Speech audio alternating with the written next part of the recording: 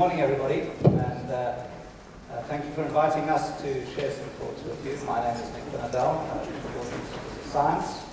And we're talking about, as you may know from the program, about the role of business in Africa. And I've got a distinguished panel with us this morning. We've just heard from Dambisa, and we look forward to the comments in sequence. We'll go in a different sequence than we seated, but Nigel Hollis, who is a well-known author. I'm going to introduce the panel very briefly.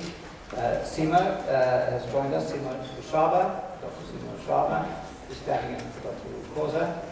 Alfonso, well-known to many of you, is the MD of CNBC. David Haigh, who runs CEO and founder of Brand Finance. Tawanda Nyambirai from Zimbabwe, who's a prominent lawyer and chairman of Econet. And Amadou Mahtar, who was originally from Senegal, now lives in Nairobi, and runs a business called AMI Media, a business in Africa. Please join me in welcoming the panel.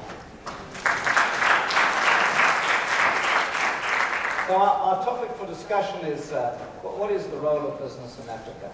And as we just heard from you, in the sense, the private sector, business in Africa, I think we'd all agree, has yet to meet its full potential. And so our discussion is how do we build on what we have in an incredibly competitive and fast-moving world, and facing, as you said, a number of difficulties and challenges at the moment. And I like the way you ended the session saying, well, the glimmers of hope is this incredible population of under 1 billion people, a huge land mass that has been largely unexploited, even in agriculture.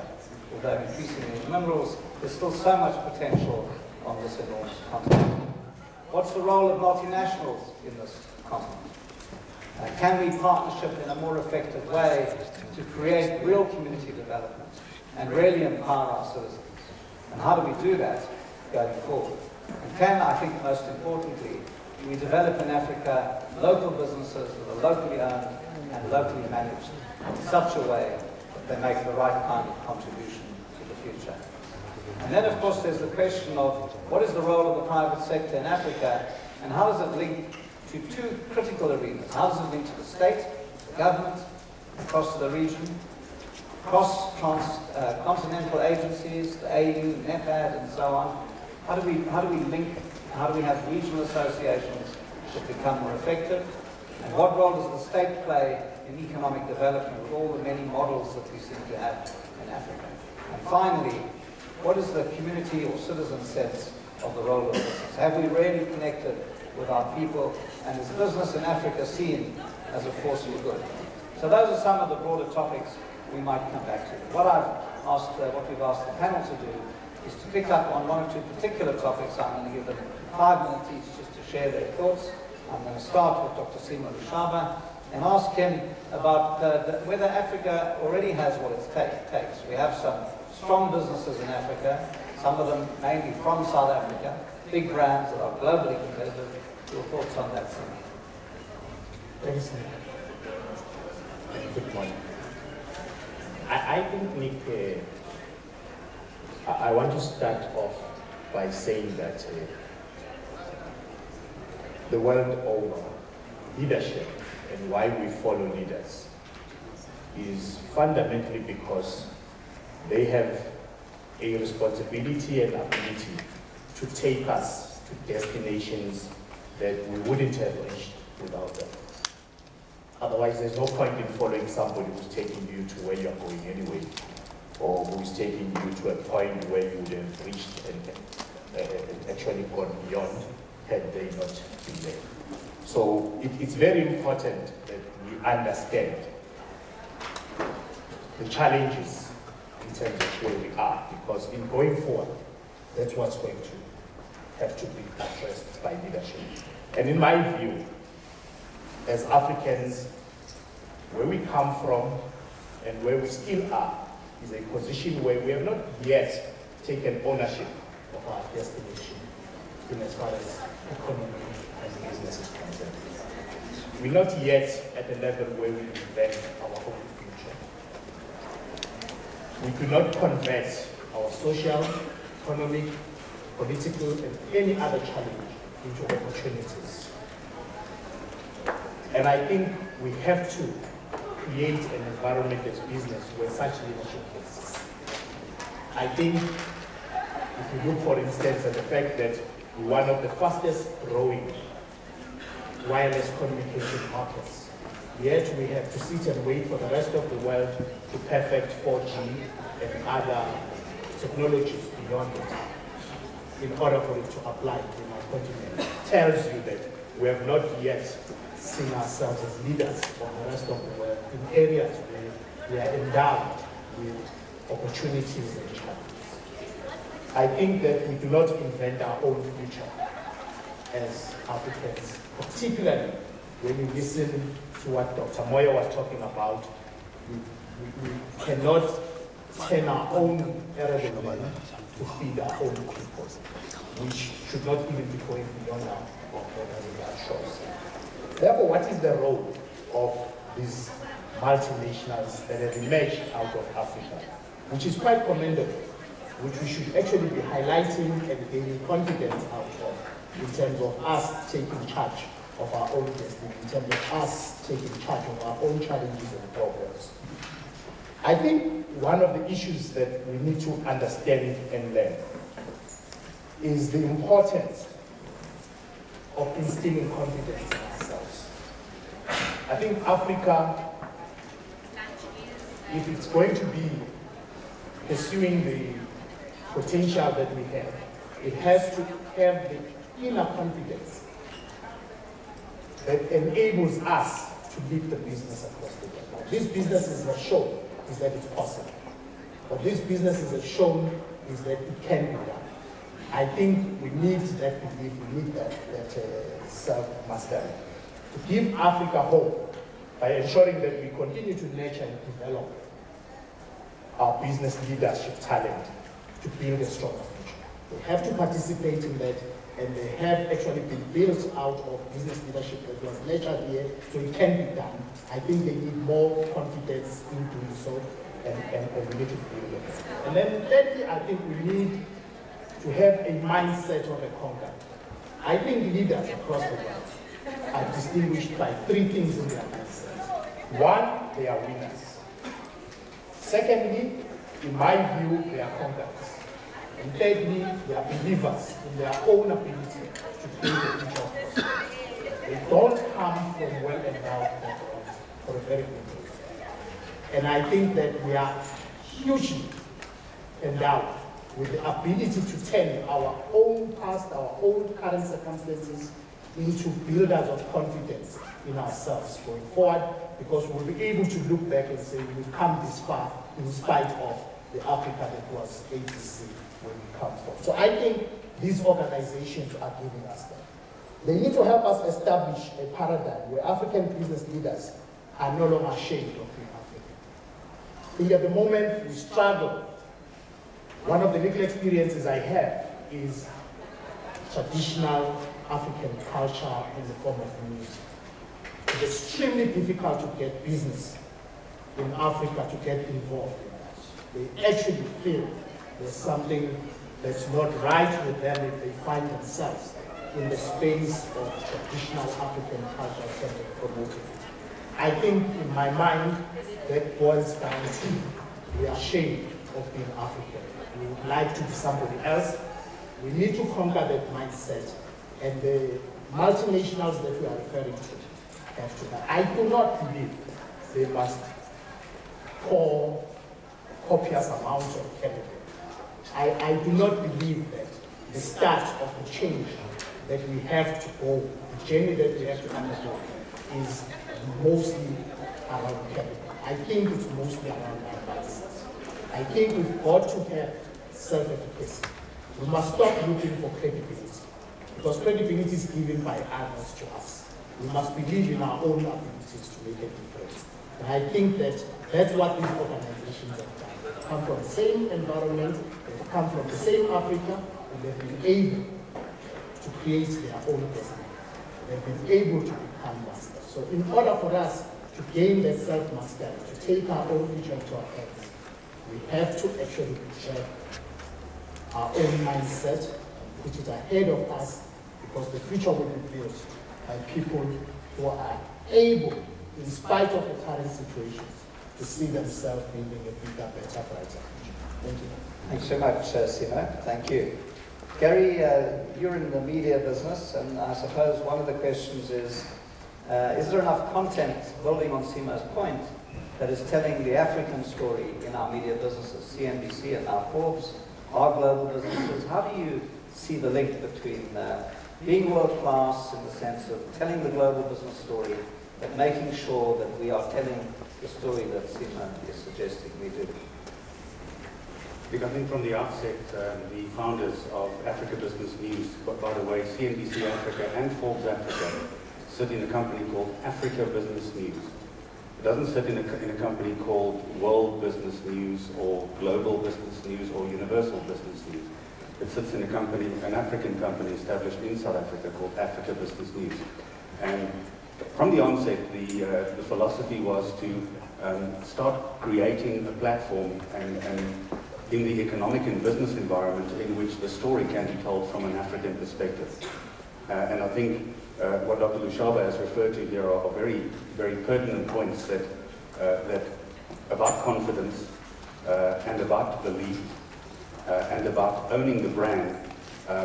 Part of perhaps what we've done over the past 5 years in covering business news from an African perspective, with the international news obviously interlinked with it, because Africa is not an island or a continent unto itself. There are global forces at play. But getting views from Nigeria, for instance, the impact of getting views on the Nigerian market every single day, 3 or 4 times a day, over the past 5 years, has changed the way in which people see business in Nigeria. Perhaps not single-handedly, we can't give CNBC Africa all the credit, but certainly what it's done, it's created a platform of people confident about the Nigerian economy, and if not confident, at least defending the Nigerian position in any arguments, whether it's about global recession or whether it's about business competitiveness. Just so that every single person in South Africa doesn't think the average Nigerian is a guy who drives around Hillbrow in a flashy car and does all sorts of other things in the evenings. So the important thing is that changing perceptions starts here. It doesn't start outside of Africa. Changing perceptions starts here, and also changing perceptions is something that every single person that lives in Africa can own, and every single person that is here can believe it. So I think the enabling environment is perhaps in the communications field in which we play. That's one of the areas in which we can contribute. And part of what the founders set out to do is to obviously capitalize from an investment perspective on a major gap in an emerging economy, which of sub-Saharan Africa is the 3rd fastest growing economic bloc in the world after China and India, 1 billion people. So that market will need belief, that market will need confidence, and that market will need brand equity as it goes into the future. So the communication platform is just one aspect of it, but perhaps intrinsically linking into the brand of what African business, what African ethics, what African culture stands for. And perhaps we're in a comfortable position that through the economic and business interplay we are able to reflect that. But finally, it's not going to happen unless African countries, African people participate. And so part of what we perhaps need to get over, so this is where I stop talking like an investor, but more like a politician about what must be done, rather than what has been done. The important thing is that in order to expand, more and more people must come into the loop and believe in their own message. And that's the issue. Great, thanks so much, Kerry. So your argument is we're beginning to tell the story. We are building the networks and links about success stories of industries, of companies, of individuals. And the other infrastructures that also are so important, we may touch on them later, logistics, air travel, and boundaries between nations, and how much of that gets in the way of good trade, and how little we actually know about different regions. People in East Africa may not be fully aware of the dynamism of West Africa, and vice versa. So it's a critical role, and I'm very pleased with bringing a constructive argument to it. David, you've started a business looking exactly at this, brand finance, and there is one African company in the top brand valuation at the Global 500 MTN. But which other African nations are really driving businesses and brands in your view, and where do we go in the near future? Yes, well, first of all, I'd like to thank you for inviting me down here. I've just come from London this morning, and when I was coming down, I thought what a delicious irony it was that I was coming down here to explain how to run nation brands. If you look at what's been going on in the UK recently, you'll see that we have £1 trillion worth of debt, 5% inflation, 10% unemployment, all of our good brands are owned by foreigners. We've got a dithering coalition government, which last week launched probably the worst nation branding ad campaign I think I've ever seen. Has anyone seen it? It was terrible. So you can take what I say with a bit of a pinch of salt if you like. But I was asked... You're welcome to stay as long as you like.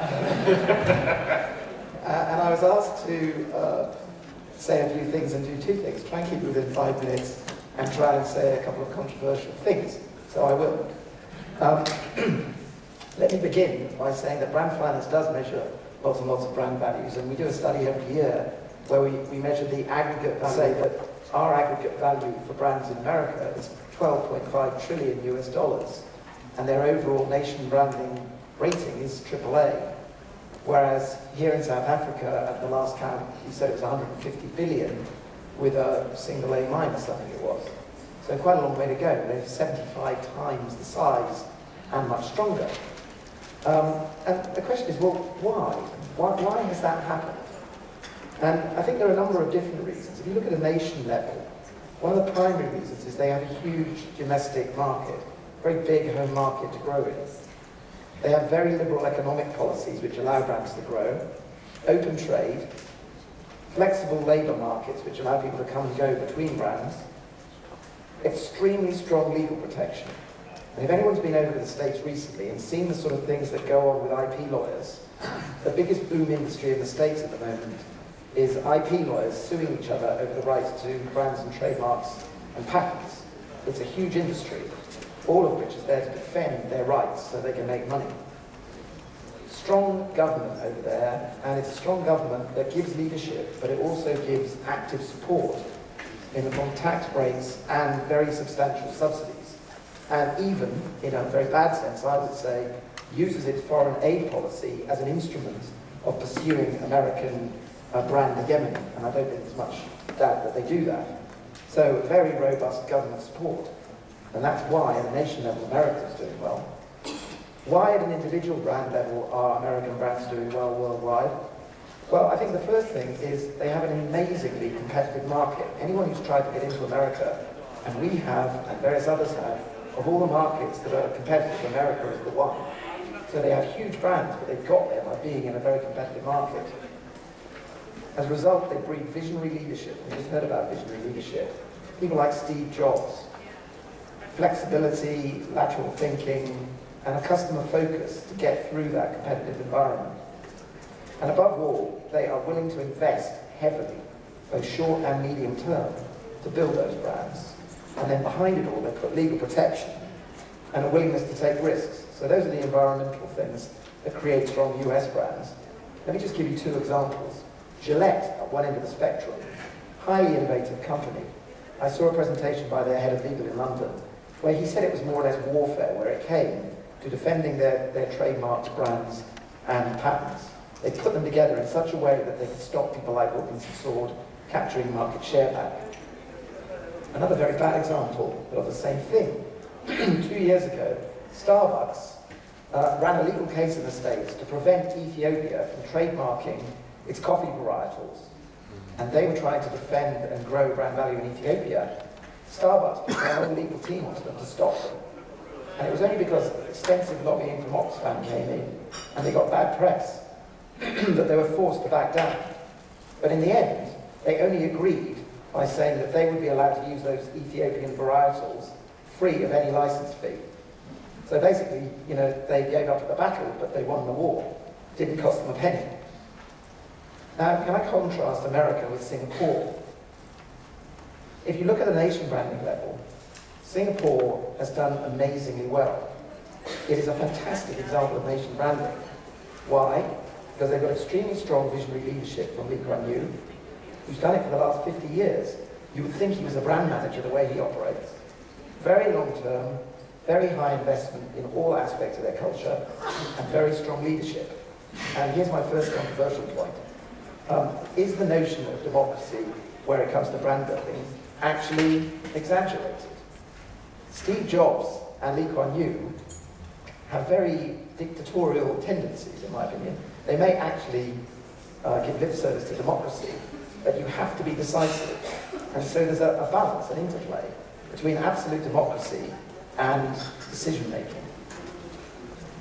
If you look at individual brands in Singapore, they have done diabolically.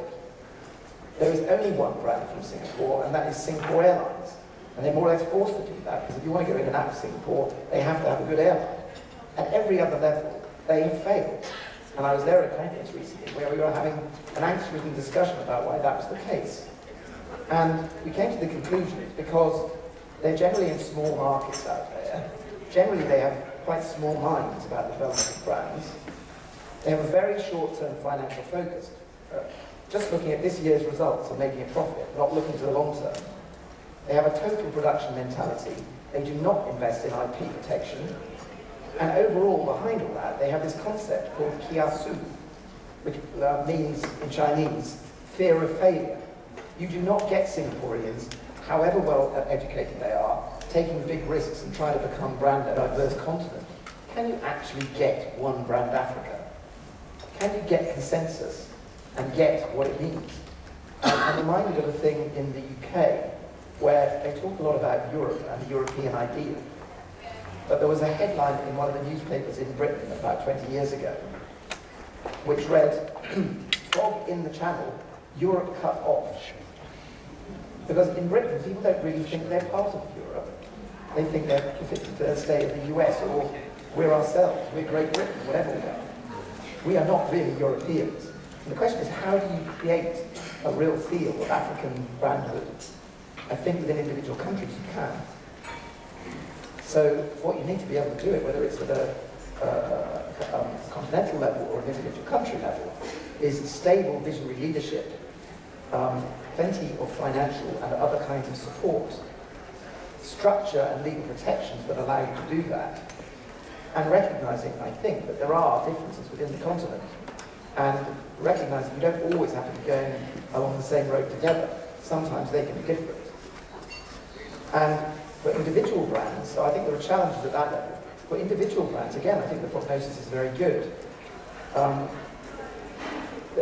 There are many, many factors here that are in favour of creating strong brands. Innovative, educated people, people who take a risk, people who are fun and friendly to work with. You know, the Ubuntu culture, the can-do, the friendliness, it's all part of being able to build brands. And Africa is already beginning to build some very good brands. You know, reel a few out. Guarantee Bank, SAB, Castle, Standard Bank, MTN, Investec, ShopRite, even Nando's. You know, it's quite a big brand and it's going to be bigger. They all come out of an African heritage.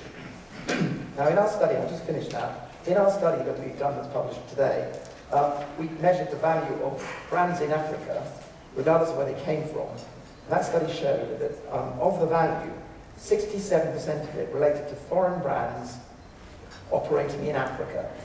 So 33% of the value came from African brands operating in Africa. So it's good, but a challenge even in Africa. And the question is, what do you do going outside of Africa? That's the big challenge. And I'll just end by saying I think what it's all down to is brand entrepreneurship and decision making, whether it's at a nation level or an individual brand level. And again, in the UK, there's a joke amongst the venture capital community that the reason that France doesn't have much of a venture capital industry is because the French don't understand the term entrepreneurship, whereas in London we do. And so that's why they think we have a great venture capital and new business culture. I think, you know, in that stupid joke from financial guys, there is an element of truth. France has always had a very directed kind of culture, whereas we have a very free and easy culture. And I think probably that is part and parcel of growing brands. Thank you. Thanks so much, David. Very good input, and we'll come back to those provocations, I think, a bit later. I like to comment about entrepreneurship. I thought the English, given their relationship with the French, think entrepreneurship's an American term. But anyway, we'll come back to that. Tawanda, he's the chairman of Econet and has had a lot of experience dealing with regulatory hurdles in the continent. And so, the central question, what role do African governments have in helping African business grow locally and globally? Econet has had some experiences in a few African countries, Zimbabwe, Botswana, Lesotho, Kenya, Nigeria, and of course outside Africa in the United States. From the experiences drawn, there are 7 areas that I think require specific attention from governments.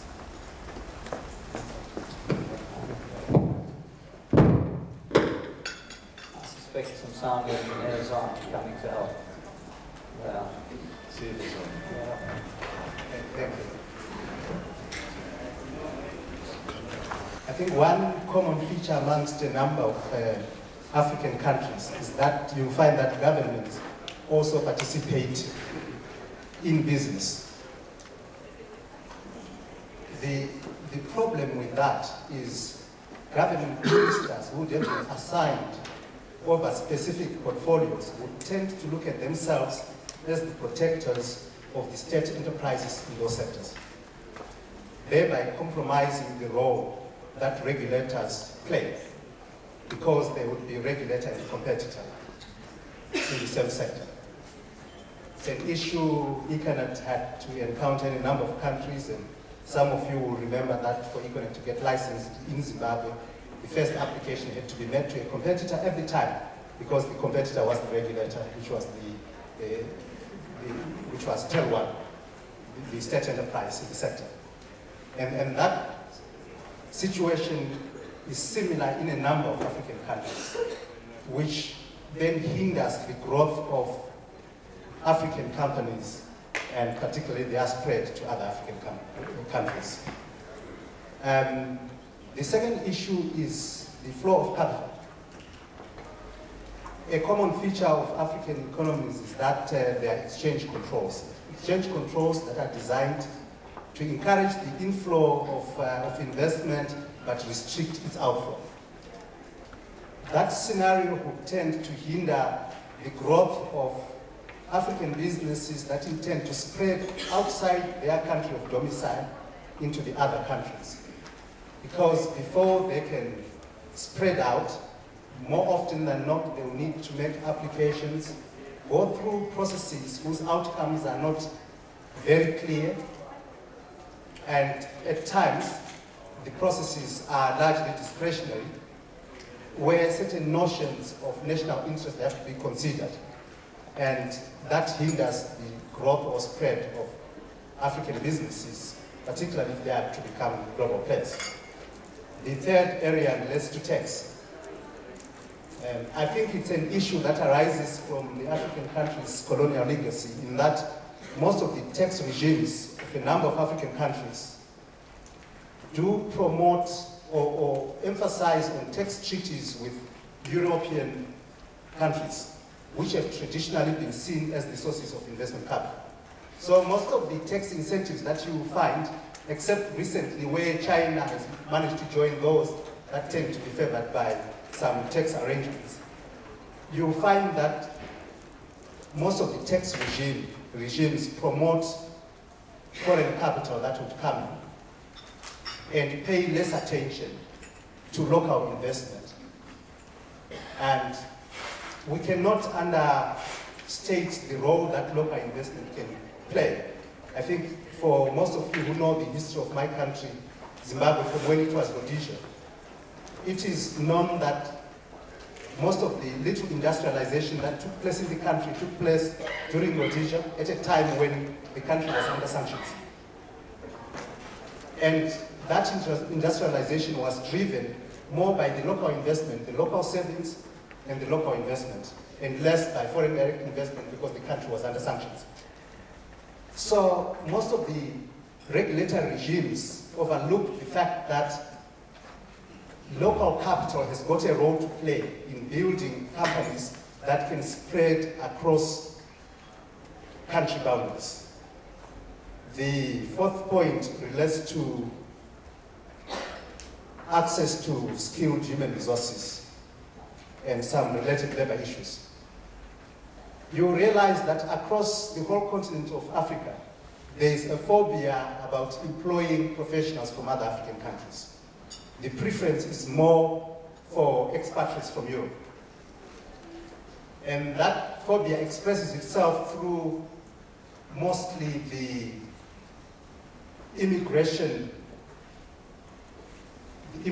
laws and controls that are in place in the various countries. And that hinders the movement of human capital from one African country to another for purposes of growing the African brands that we have.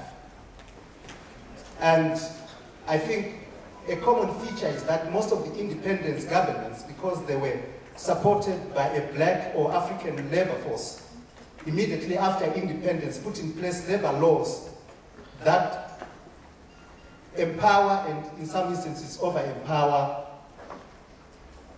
human capital, to the extent that it becomes very difficult to engage in business because there's a lot of collective bargaining and collective job actions that will take place and hinder the growth of businesses. Another regulatory area that we have encountered relates to, I think, perhaps less regulatory, relates to the issue of costs. I think the new reality that has emerged is that Africa has to also compete with cheap goods that come from the East.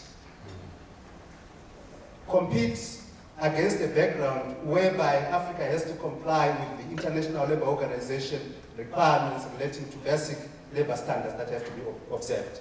And compete also against a background whereby the cost of capital to most of the African countries is higher because of the perceived risk in the various microenvironments from which the African companies are domiciled.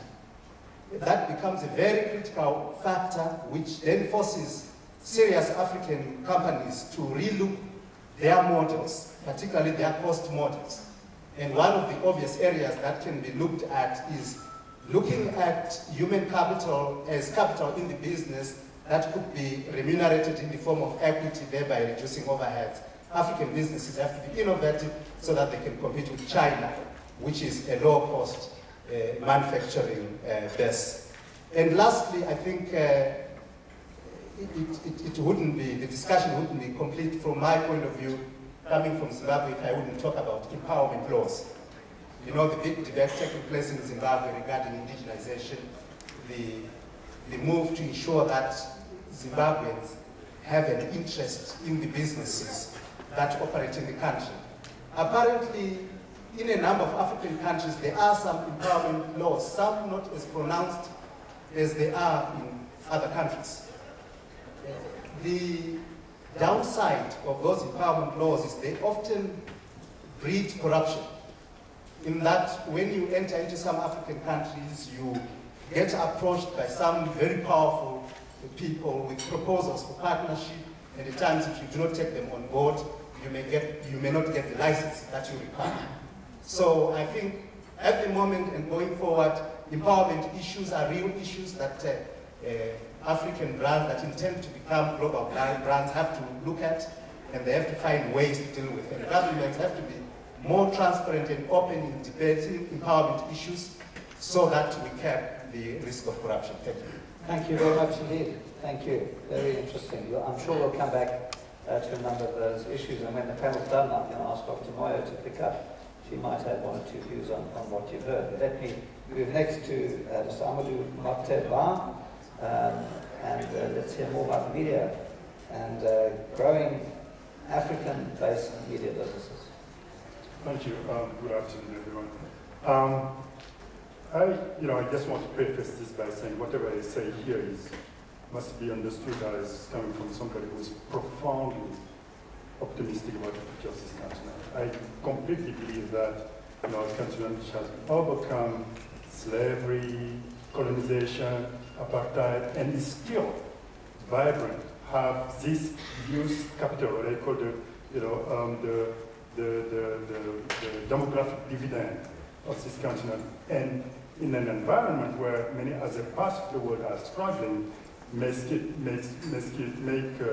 very, very interesting for the future. Having said that, I just want to start by where Gary left it, which is, yes, it's great to have powerful media houses on the continent. We should be giving the voice of local entrepreneurs or even local government officials. And that's great. Now, when I see that, I applaud it, I also want that movement to be accompanied by something which is really core and fundamental, which is changing the reality. Now, it's great to have, a first-class, world-class media news organization, and anybody can go onto it and, air their views and present their views in the most, in the nicest way possible. And that would go to a certain extent. The most important thing, I believe, is to be able to actually air the change which is happening. Like, talk about the real changes. Let me give an example.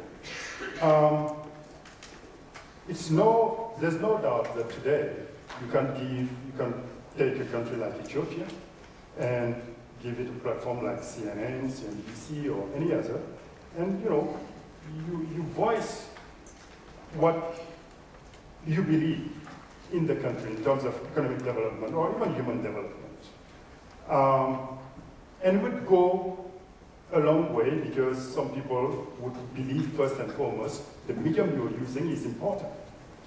I think it would be much more credible if you took the reality of a country like Rwanda coming from 1994 with all the catastrophe which we have witnessed there, which now has become, emerged as one of the leading continents with, very much business friendly.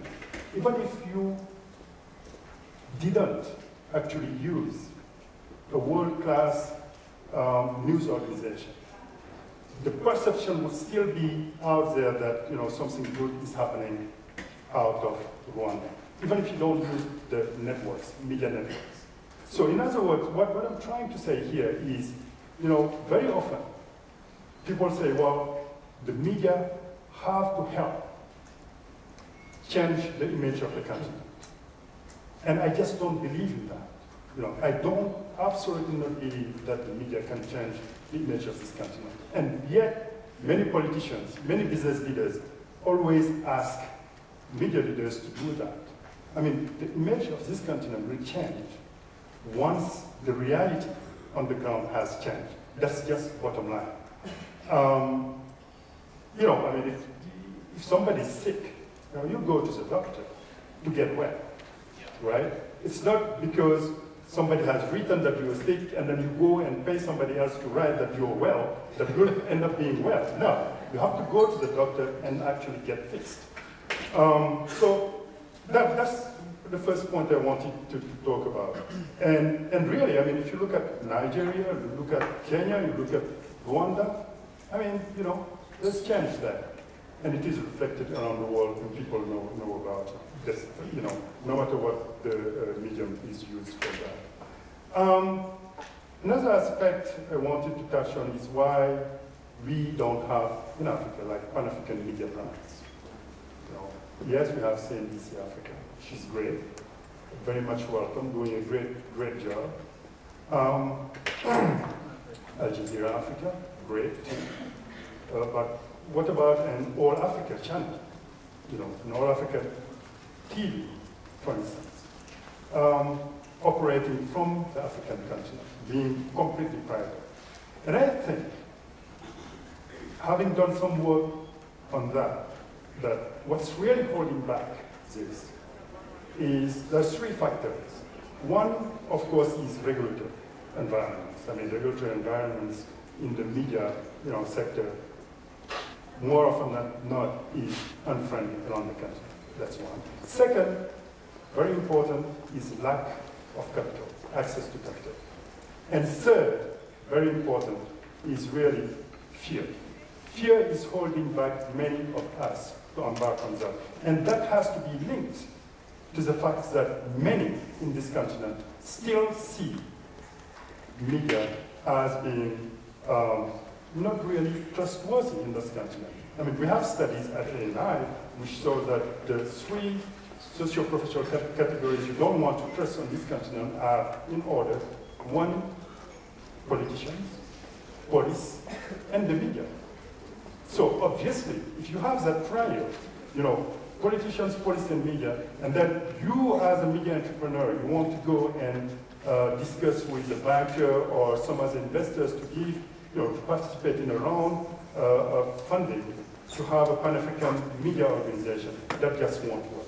So there's still that fear, there's still those two other regulatory aspects and lack of capital, which is really hindering the development of this sector on the continent. Thank you. Thank you very much, Amadou. Let's turn last on the panel to Nigel Hollis, who is with Willard Brown, is an analyst and spent a lot of time in aeroplanes analysing this issue. The floor is yours. Thank you, Nick. Where to start? I think one of the points I'd like to start with, I think that Africa is in a great position right now not to follow the mistakes that have been made by Western marketers. And when I heard the title of your book, I was kind of intrigued as to what the content was, how the West was lost. And it was like, okay, this is interesting. I don't deal in the area of business and legislation and logistics and so on. I deal with the intangibles of branding. And I think one of the intriguing things to me is many of the brands that people around the world look to today are still the Western brands. Everybody puts Steve Jobs and Apple up there. I was doing a presentation in China and I happened to mention Steve Jobs' name, and there was a sort of from the audience, and it's like, he's a god. Well, you know what? He is unique. There is absolutely no doubt about it. He has provided Apple with vision and a certain degree of authority, shall we say, to keep people on the straight and narrow in terms of delivering a unique experience. And I was particularly struck by the fact that Apple is so unusual compared to many brands in North America and in Europe. The fundamental problem that those countries are facing, marketers in those countries are facing right now, is that they are becoming commoditized. And why? Because they have lost faith in what really makes a brand worth having. If your brand is meaningfully different from the competition, then it will be able to command a price premium in the marketplace. And all too many marketers in the West are now discounting their brands in order to win penetration and to get repeat purchase. But in the process, they have lost what they stand for. And they are now trading on the lowest price, not the best brand at the best price. And that is fatal. And I think there's a great opportunity in Africa and many developing nations not to go down that track. And I think there's also a spirit of optimism and hope in Africa, South Africa, Kenya, and so on, that you don't necessarily see in the US. The other thing that's happened in the US and Europe is that people have become totally focused on execution. Not so much the sort of fundamental execution, the logistical basics of building a business that we're talking about here, but actually on the, how do I talk to people? How do I actually engage them and communicate with them? Should I be on Facebook? Should I be on Twitter? What should I be saying? You know what? Until they get back to figuring out what is meaningfully different about their brands, what actually resonates with their end customer, separates them from the competition, then they are going to continue to struggle with how to communicate because they don't know what they're trying to communicate. Once you know what you stand for, communication becomes a lot easier. You can amplify what your brand stands for. And that's the challenge that many marketers are facing right now. So I was very struck by Dr. Utambara's presentation this morning, where he talked about relevance and differentiation, because those are two key criteria of what makes a brand meaningfully different. I would put it slightly differently. I'd say there are actually 4 key components. Number one, which in terms of nation brand perhaps relates back to vision, it's purpose. What is your brand doing to serve people's needs, their aspirations, and their desires? It doesn't have to be a laudable ideal, but you need to have a role in people's lives. And this is where many brands struggle, particularly when you're talking about a developing economy brand, delivery. Can you actually deliver against that purpose?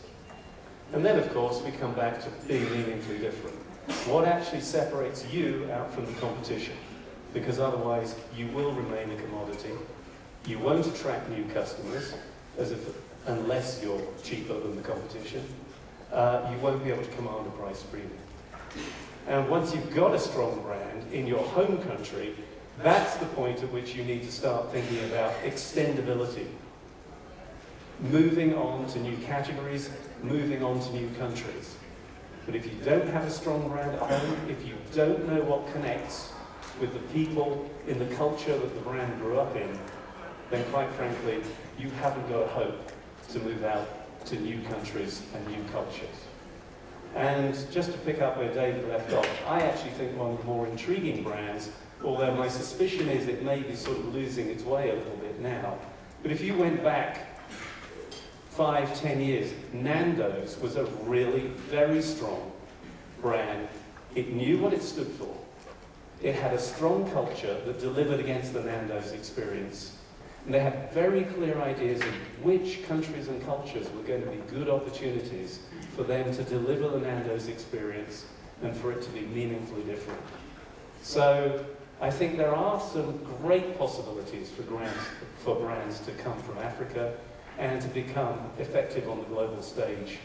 But I think one of the first things to do is become a strong brand within your home country, within Africa, where, yes, it's a set of diverse cultures, but there are many more similarities than there might be, for instance, in China, in Brazil, and elsewhere. Thanks very much, Nigel. And let me then start. We're going to broaden this discussion and start with you, Dr. Moyo. You've heard from 6 people on the panel, and I wondered if you had any particular comments you'd like to make. We need the mic back. The water's helpful, but the mic is critical. There you go. Thanks, Dan. Thanks very much. Thank you, and very interesting listening to everyone's comments, and a lot of what's been said really resonates with me, not only as an individual, but I think my role is sitting on a number of boards of many businesses that actually, at least one of them, grew up here in South Africa. It's now an international brand, and it is grappling with a lot of the things that you just talked about, but also some of the things that people touched on.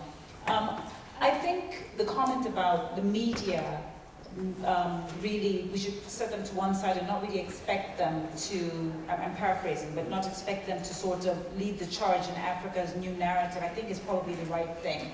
Having spent a lot of time, I was raised and grew up in formative years in Africa, but having spent a lot of time in the West in particular, I would say that many people there are quite bloodthirsty. And I don't mean this in an evil way. I mean, the stories, the sort of horror stories that come out of Africa will always garner a lot of attention. People love that. In my first book, in Dead Aid, I talked about this idea of the 4 horsemen of Africa's apocalypse. People want to see Africa depicted in poverty, depicted as a place of war, of corruption, and disease. And I say want, I'm using the word loosely. I think the new narrative of the fact that we have 60% of Africans under the age of 24, a vibrant community, people working hard, you've got doctors, lawyers, teachers, people really aspiring for something new, is something that I think many Westerners struggle to grasp and handle. And I make the distinction, because I do think there is sort of a decoupling between the way the Westerners see Africa and the way sort of the emerging West see Africa. When I've been to places like Brazil or Colombia or across Asia, people are excited about Africa. They're interested to come here for business opportunities. They want to get a better handle on what things are going on, and they're actually very knowledgeable about the elections that are happening, about in terms of big events that are happening here, and so on. And I find that there's quite a delineation in that. I would say that branding is at the center of this, and I think I said this when I was here last year. There are more poor people in China than there are in Africa. There are more poor people in India than there are in Africa.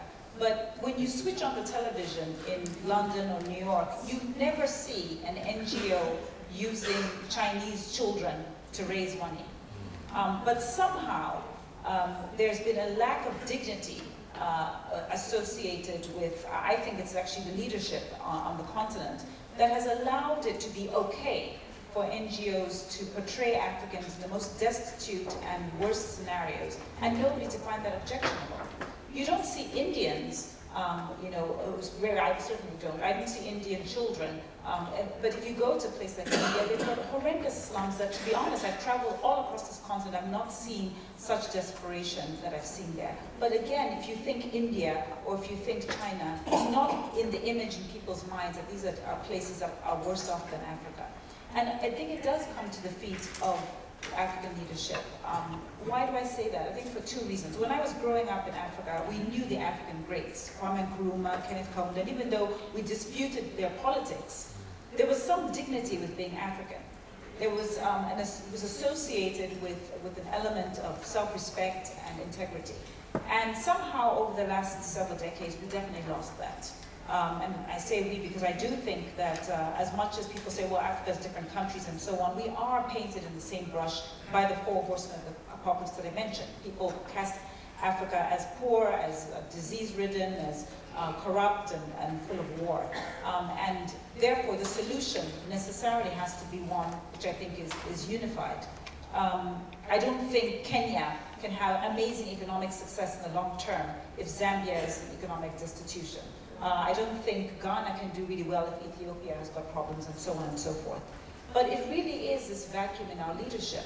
I've had the good fortune, quote unquote good, to go to many international meetings, World Bank and so on.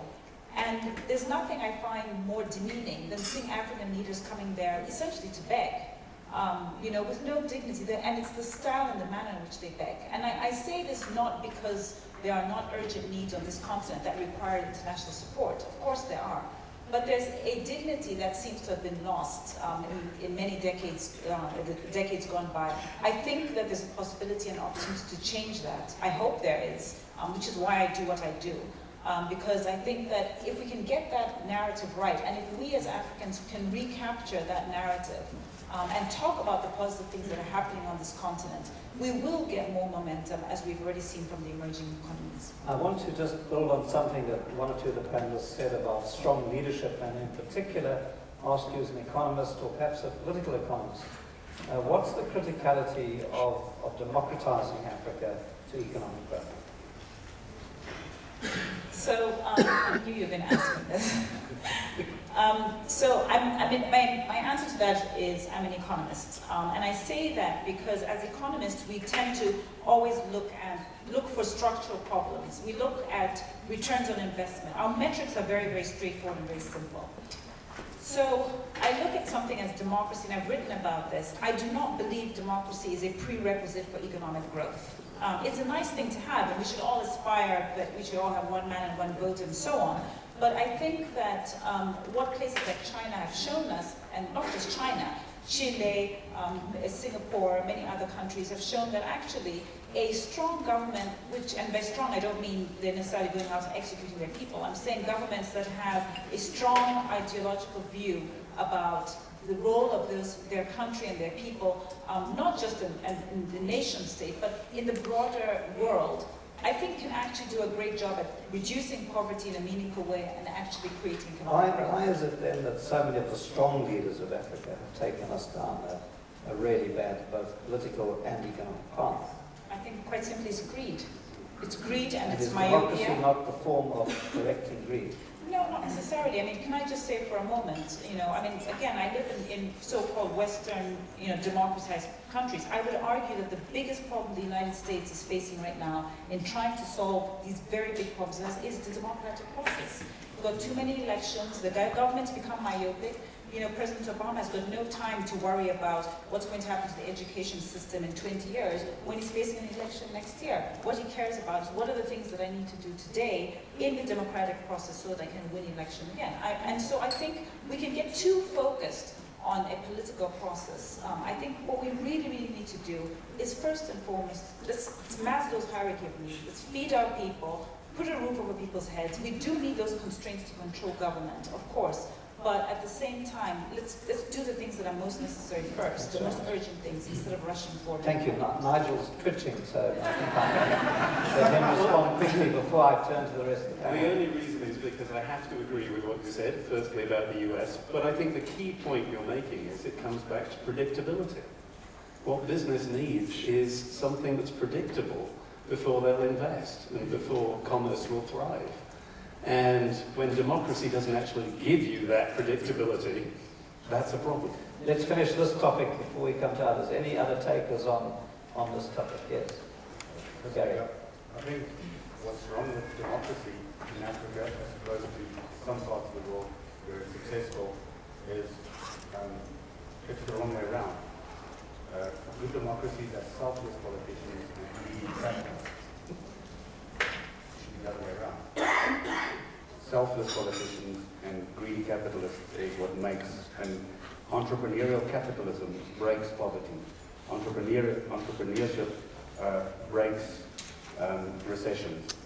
But the single catalyst, and perhaps when we talk about leadership, selflessness is perhaps the greatest quality of any political leader. At the moment, in many emerging economies, selflessness comes from all kinds of benevolent investors and all kinds of global initiatives and foundations putting money into initiatives to fight poverty, to fight lack of education. So, and within that, the concepts, and I'm sorry I can't get away from the fact that I'm from a media background, the concept of free speech and communication is perhaps one of the single strands that goes through, whether it's in a selflessness environment or in a selfless environment, or a dictatorial one, being able to speak up in free speech is in essence. Let me come to Amadou's comment about, which I thought was very intriguing, about, are we talking about branding Africa? Clearly we are here. But they're country brands, and then what was intriguing from some of the panel are company brands that have really helped build countries. I think of Nokia in Finland. And then individual people like Jobs who really have created this enormous aura of innovation.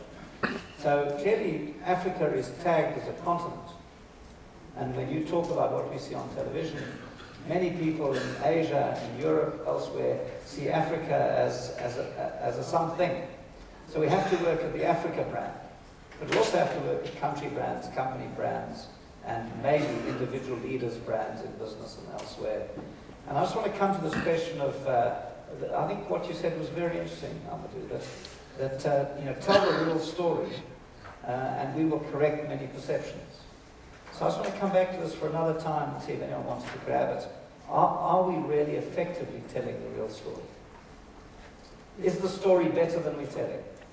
Well, Anyone want to comment? You're welcome to, Amadou, but anybody else? I take the last Anybody else want to? first, and then Are we underselling and undertelling the real story?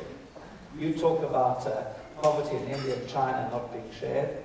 Are we telling enough of the real story? Are we underselling our real story? Anybody else want to? David, and then Gary, and then Amadou. Well, given that the media, is this working? Given that the media do love extreme stories, I can sympathise with the view that the bad things are exaggerated. I think it's probably fair to say that there are a lot more good things going on than we know about.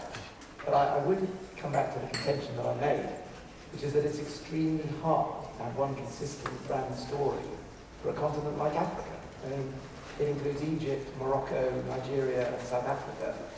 and they're all really quite different in what they represent.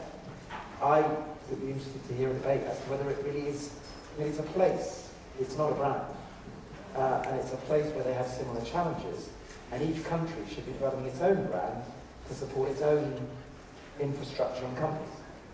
Can I just... well, don't I'm mind. going to give... All right, I'm the go only ahead. woman, so let me be really firm. Use the prerogative. I find it quite interesting that you say that, you know, because Africa is so disparate that we should have different brands. I don't object to that point, but what I would say is that the world has been very successful at creating a brand of Africa for the past 50 years. So to say that we cannot have a brand for this concept because it's so big and disparate and all these different people is, I think, is flawed, because they have been very, there is a brand attached to Africa. What we find objectionable as Africans is that it's the wrong brand, and to that very point,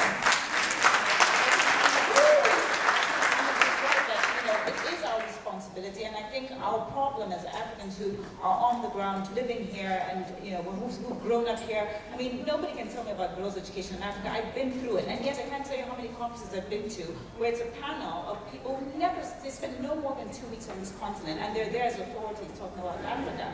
And it's the same with if I may just say one other thing. You know, this is the only continent where that is tolerated. It is impossible. I've spent most of my tertiary education in the United Kingdom, in the United States. It would be impossible for me to speak authoritatively in an American forum about the US economy, even though I've spent a heck of a lot of time learning about that. But people with a fraction of the experience, a fraction of the understanding, in fact, you just have to be a celebrity, you're more than welcome to come talk about Africa.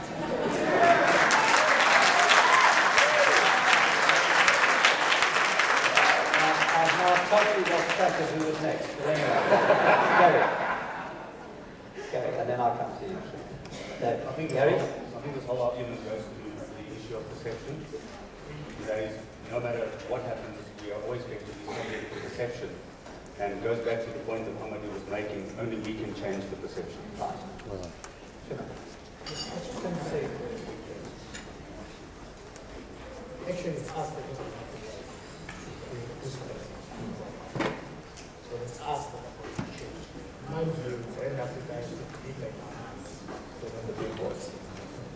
It has to be created by Africans themselves. And I think until we take charge of that and run with it, there is no point in us complaining about what others have done to us. We've spent too many years doing that, and it's time we start to change it ourselves. Thank you. Well, it's my role to be the indefensible white guy that's telling you what to do. So, sorry about that. I wouldn't claim to be an expert on African branding. I think I've got a fairly good grasp of things going on, but I think my role is to be challenging. And I think the challenge that I would put down is, in my experience, all the best brands are built by one strong leader. I don't actually think Steve Jobs is an exception. You know, if you look at Mark Zuckerberg, if you look at Bill Gates, if you look at Walt Disney, if you look at Sam Walton, all the really major brands are built by a visionary who has a purpose. Very often not driven by money, they're just driven by the fact they want to achieve something. And I think you could look at all the really successful brands, even, dare I say it, Rupert Murdoch.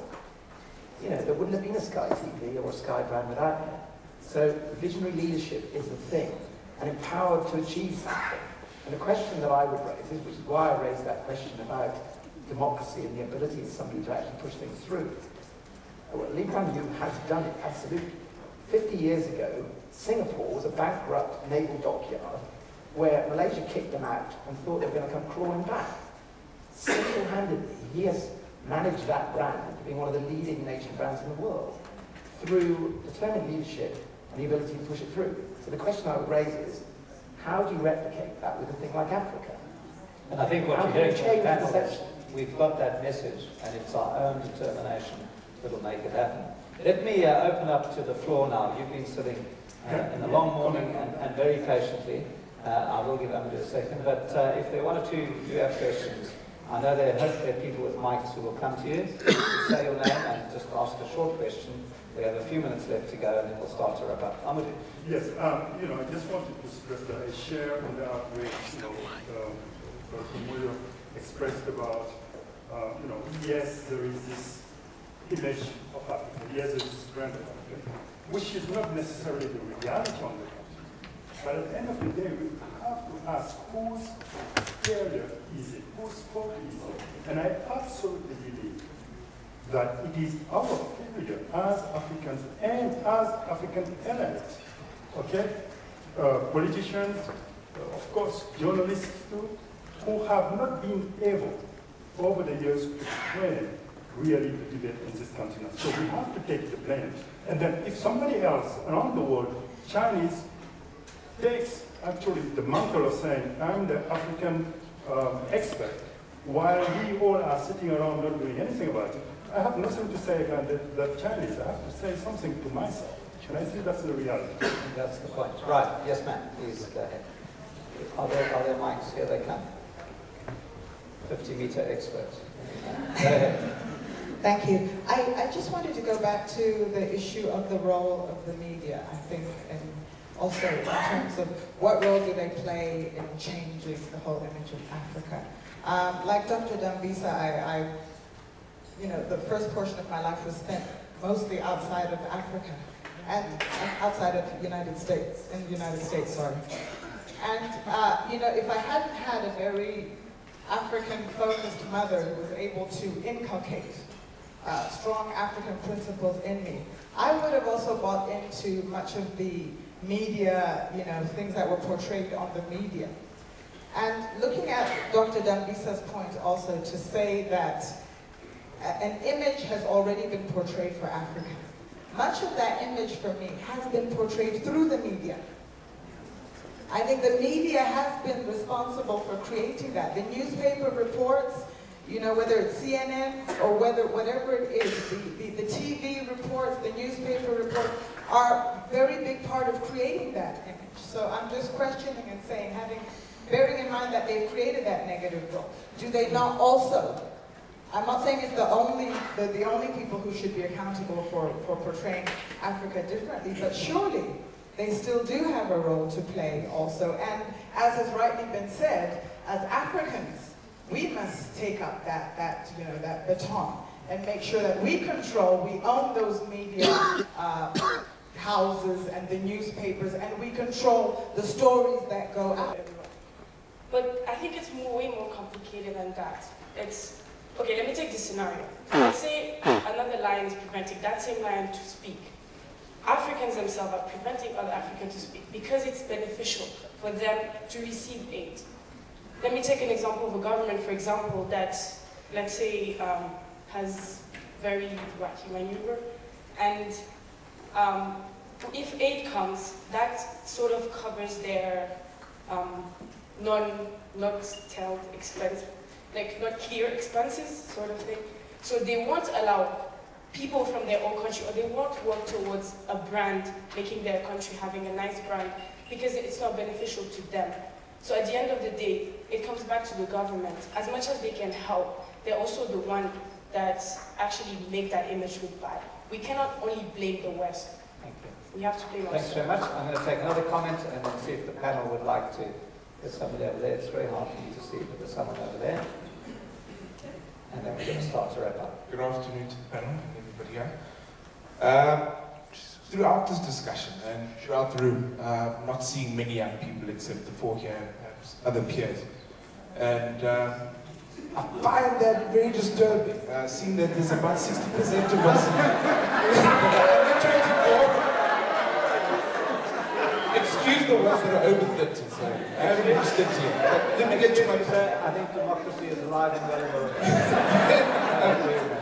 But the point I'm trying to get to is that there isn't enough discussion around what we're doing here today amongst ourselves, amongst those that are following the celebrities, amongst those that are watching sports. I'd love for the youth to start engaging in more conversation politically, with branding, or to do with Brand Africa and the growth thereof.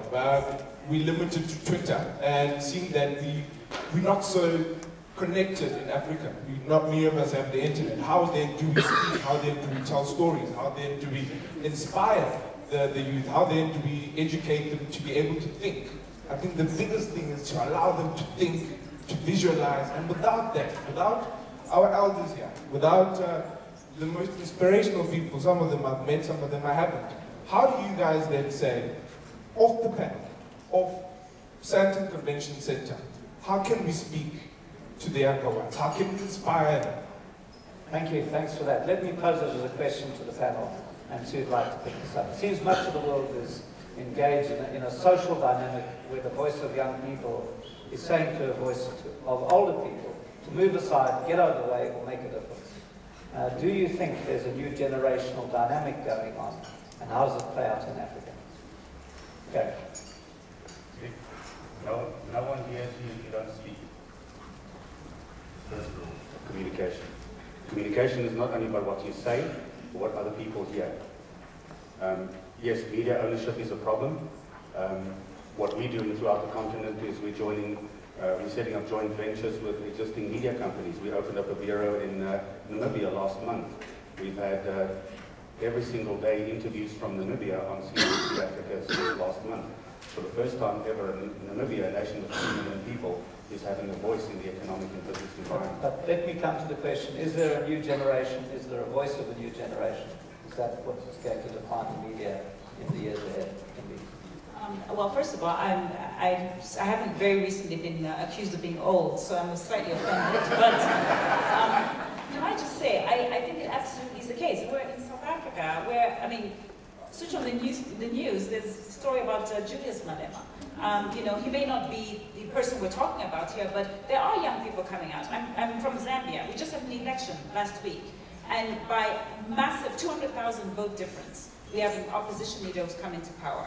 You know who turned the vote? It was the young people. So, I mean, of course it's changing. Go and look at the people. There's a thing I think this came out recently, 20 under 20, young Africans who are doing stuff. I mean, a lot of it is on the Twitter and stuff like that, stuff that I wouldn't necessarily be very au fait with. But there are a number of young Africans. I think Oki Okello from Kenya. I mean, there's a whole list of them. So yes, I think that there is a big shift happening. Maybe not as fast as we would like. I think it would be great if we could see many more of these young people. But I think it absolutely is happening. And then, if I may just make a remark on the lady's comment, which I think is very valid. What I would say is, don't worry about the media. People who pay attention to the media. And make investment decisions, make decisions about how they're going to run their lives by believing what they see on the media, that's their own problem. Western country, and I say this to Western hedge funds, pension fund managers, all these investors, I tell them across the West, if you don't want to believe that there's a new story in Africa, that's your loss. The people in China, in Brazil, across the emerging world, they believe in a new story in Africa and they're coming to invest. If people don't want to bother to do the hard work and get on a plane and come here, have a look, meet Africans, real Africans, not sort of people who've been here for 1 minute, find out what's happening with this continent, they'll learn the hard way. They won't make any money, and one day they'll wake up and they'll say, oh my gosh, I can't believe this. And may I just give one last quick story, which was a few months ago. It was in June. Hillary Clinton was in Zambia. There was an AGOA, an Africa Growers Opportunities Act conference. And she stood up, and in the course of the conference said, oh, I'm paraphrasing. I wasn't at the conference, but I read some stuff, and I also spoke to people at home. And she made a remark about neocolonialism. It was clearly a dig, and it was an obvious dig to the Chinese. Oh, it was very veiled. Be very careful of neocolonials, these people who come offering you all these things. My response to that is that that's a big shame. It's a shame that the United States and Hillary Clinton's comments would be trying to get us as Africans to be suspicious of other people. We ought to be suspicious of what other people are coming to do on this continent, but there's no need for instead of her saying, gosh, the Chinese are doing a great job, they've come to Africa, we need to figure out why it is in Zambia in 2011 you can't see an American car. We're still got Toyotas, Mitsubishi, and all this. There are no GMs, no Fords. That is what Hillary Clinton should be focusing on, instead of going around and trying to make us feel insecure about the fact that for the first time, certainly in my life, we are seeing other people from around the world coming to Africa for investment purposes, not to preach democracy and religion. Very good. All right, we're coming to Khoza, with David and Tawanda and Shima, a last comment, and then we'll wrap up. Okay. I hesitate to disagree. That sounds like a very English way of disagreeing. Go for it, David. But I'm afraid I do. Because I do think the media are extremely important. Governments fall by the media, brands rise and fall by the media. The media are crucial, and you cannot ignore them. You just have to make sure that the reality is good and that the communication of the message is well done. But one thing I would say is that the change in the way the media works globally with new technology has actually created a huge opportunity for people who were previously disempowered, whether they were because they were in small companies or small countries or whatever, to have much greater access to change the way that the media reports. I know for a fact that London is now getting a lot of, London agencies are getting a lot of stuff produced in Malaysia, in India, and here in South Africa, because there's huge talent here. And I think that the whole thing has been thrown up in the air by new media, but there is no question that the media matters. Tawanda, you would like to. Chairman, if you allow me, I think if you depart from the premise that Africa is suddenly very negative for that brand out there, I don't think that would be correct. There are a number of areas where Africa is known to have very good stores. The beauty and respect of some places in Africa, the resources that Professor Nyambirai talked about.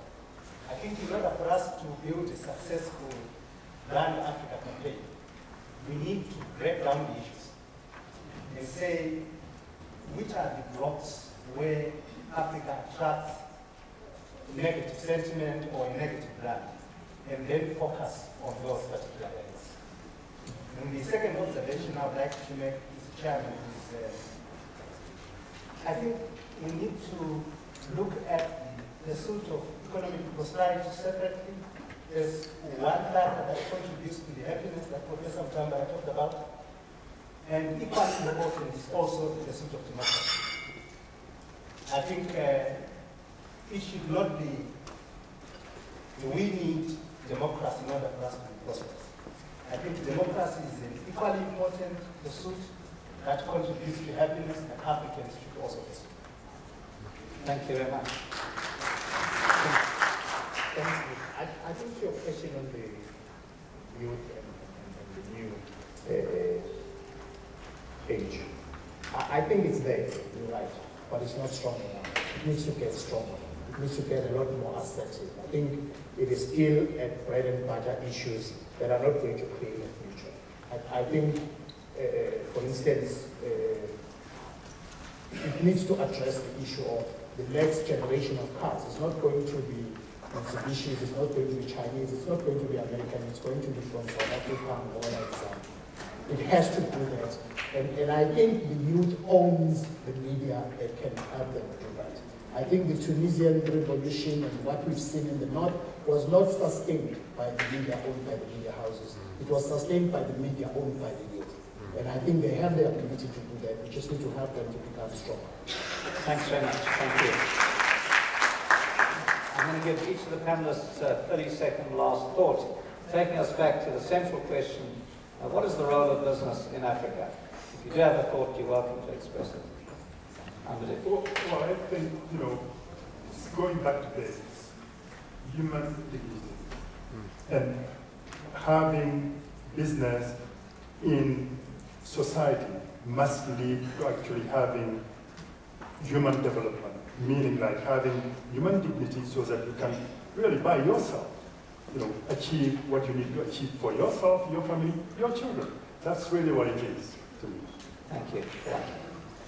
I think the role of business is to be a player in meeting the needs of people.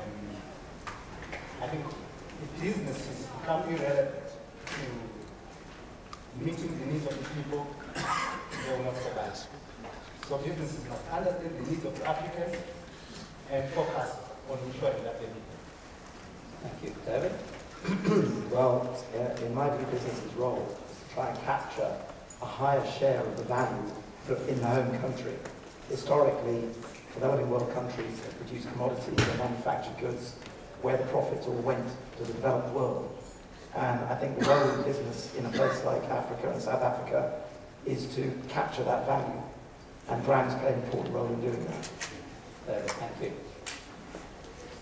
Well, the role of business is to create prosperity for its employees, for the people that they affect in the broader spectrum, and to help be part of the solution, the economic and entrepreneurial solution of each and every country. I think, just also very briefly, I don't think we should think of Africa as one brand. There are many great brands in Africa.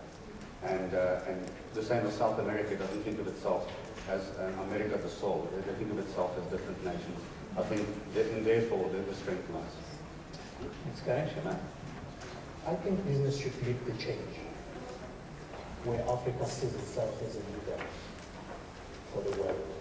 I think business has a challenge to help us understand that we're not going to become big up based on the colonial boundaries that have restricted us, that have restricted trade, and have restricted movement in our continent. So it's important that business continuously puts pressure on governments, continuously raises the bar, so that Africa becomes a continent that's able to reach its potential. But I think that change has to be delivered through leadership of business. Thank you. Nigel. What they will say. Plus anything? Yes, I think that successful brands and successful businesses are actually a lead for a country. You can't separate these things out. Is there a negative brand Africa out there, perception out there? Yes, there is, whether we like it or not. Are the countries individual and separate and different? Do they have their own reason for being? Of course they do. You've got to sort of find your way through. Is business important? Are individuals important? Are events important? You like the World Cup? Of course they are. They all go into this melange that makes the success of a country, of a continent. And I think businesses and brands have a massive role to play in that, because they're the ones that shape what countries and what cultures stand for to the rest of the world. And so I think that's a really important part of what business is going to contribute. Thank you, Dambisa.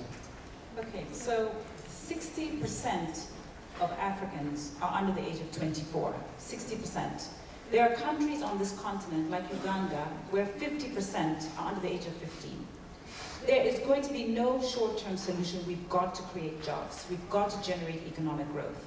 The United Nations has said that in order to meaningfully put a dent in poverty and have sustainable growth, economies need to grow at 7% a year.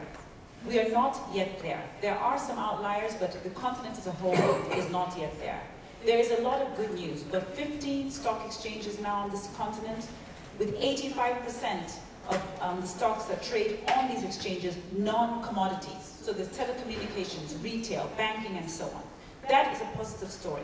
15 countries on this continent have credit ratings. Again, moving towards in the direction, and by the way, I should say, they got credit ratings even though many international institutions told them not to get them. So we've got to form our own narrative. But the most important thing that I'd like to leave with the audience today is that no country in the history of the world, not China, not the US, nowhere across Europe, not anywhere on this planet, has achieved long-term economic growth and reduced poverty in a meaningful way by relying on aid to the extent that African countries rely on today. And it's time for us to change that. Fantastic. Thank you so much, Dambisa.